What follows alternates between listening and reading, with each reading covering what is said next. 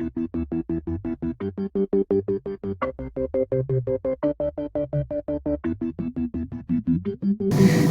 we're going to talk to you about extended replay.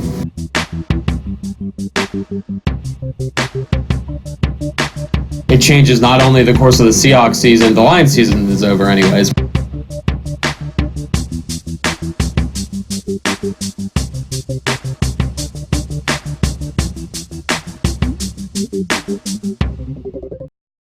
Hello, Mason Nation, and welcome back inside the Pressbox. I'm Matt Newman. I'm Nathan LaPierre. I'm Jacob Moore.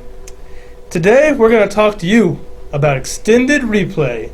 So recently, in the Seattle Seahawks versus Detroit Lions game, it would appear that at the end of the game, K.J. Wright batted the ball out of bounds after a fumble into the end zone, which in turn caused a touchback to be called. And so at the time, the referee said they did not see that play occur. They did not see that he intentionally batted the ball. They didn't think it was intentional. Yeah. They did not think that he intentionally batted the ball out of bounds. But upon further review, it was clearly intentional, clear. And KJ Wright essentially said after the game that it was intentional. Yeah. So they messed up basically, and the Lions would have had a first and goal on the 6-inch line. Yes. And would have had a very good chance to win the game, which makes a big difference because then the Seahawks would be 1-4. It changes not only the course of the Seahawks season, the Lions season is over anyways, but it changes the course of the Seahawks season and everybody in that division. I'm sure the Cards are not too happy about it either. No. Yeah, so it just really brings up the point about how can replay either be expanded or modified to increase. Because obviously that was a crucial call that the referees got wrong. But they said, that you can't replay something that's called a referee judgment call. Right, like a holding or... Yeah. And the argument for this is they don't want on every touchdown to have a challenge like should the left tackle have been called for holding or something like that, So that's why they're trying to avoid the judgment calls because that can be very tricky. But sometimes some people may think that review is necessary in these situations. Like in any sport, I think if a game's on the line and you have a controversial call, I think it should be somewhere in the rule book that it should be reviewed. Because the whole point of a game, the whole point of having referees there is to try to make sure everything's played fairly and make sure the right call is made. So using replay in that essence, even if it just needs to be done for, especially at the end of a game, something like that. Yeah. Well, the only thing is playing devil's advocate right now. You said, if the game is on the line. Well, if it is the first quarter and your team is about to go up by 7, and that could have huge ramifications for how the rest of the game goes, could you say then that the game is on the line and that it is necessary to, challenge that? And this becomes a difficult distinction, too, because where is the game on the line? Is it in the last 2 minutes of every half? Where can you challenge judgment calls and where can't you? Is batted ball specifically exempt or does this apply to other things? So I think this is a very difficult issue. I think most people want to see some sort of change that would allow that to be replayed. Most people want that type of thing to be replayed.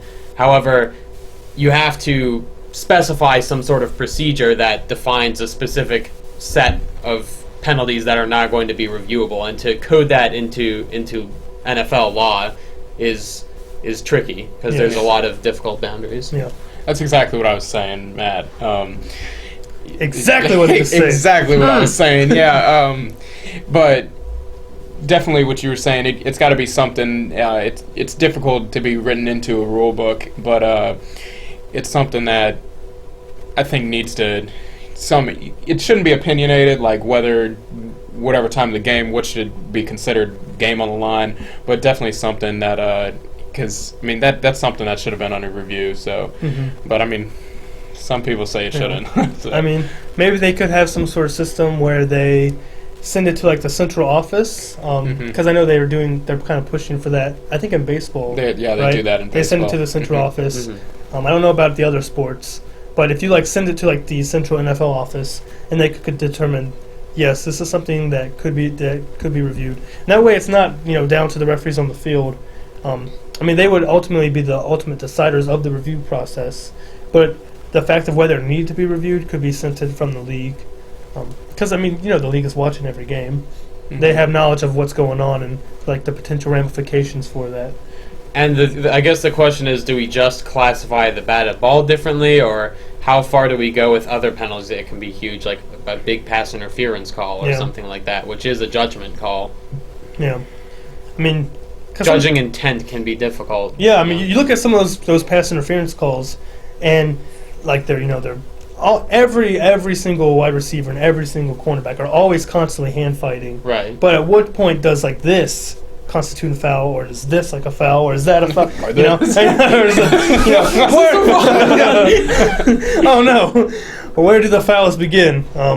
Clearly, you would think that someone grabbing someone around the neck is a foul. Just saying. Maybe if it's on me, it's not a foul. That's Jonathan Papelbon. Yeah. But I mean, it really does become. Maybe the referees need to be trained in a different way. I don't know. We could go on and on about this. It seems. It does seem that way. Mm-hmm.